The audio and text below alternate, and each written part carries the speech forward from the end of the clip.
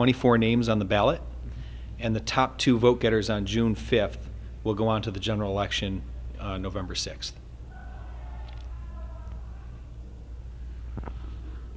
What's your name and what's your position? My name is Dan Hughes, and I'm running for U.S. Senate. Are you an elected official as yet? No, currently I own a small business with about 100 employees throughout California servicing hospitals. How does your business experience, you think, bode for your capabilities to help the state? Well, I think that what we sorely lack is leadership and business experience. We have a leadership crisis and a moral crisis in this country. And so we need people in Washington who have created jobs, created organizations, built organizations. And I have that leadership experience right from coming out of college. My first job out of college was supervising 50 UAW workers in a General Motors factory on the midnight shift. And I've been in leadership ever since. And then from a moral crisis standpoint, we need to return to the morals and values of personal responsibility and personal accountability. How are you think, distinctive from the other candidates running?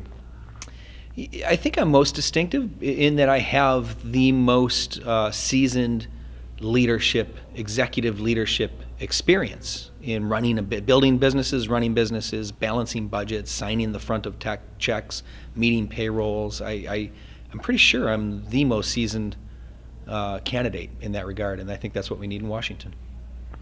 What about as regards foreign policy?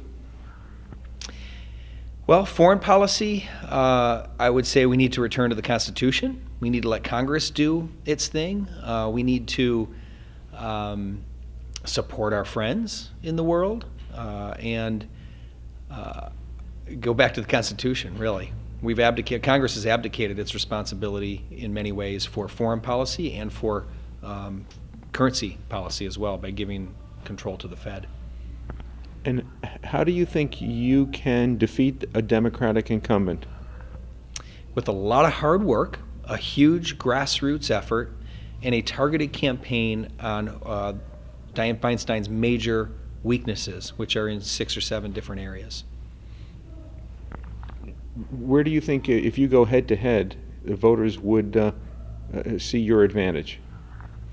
Well, I think that the voters, when I win on June 5th, I think what's going to happen is I have the ability to paint a vision and to inspire people and lead people.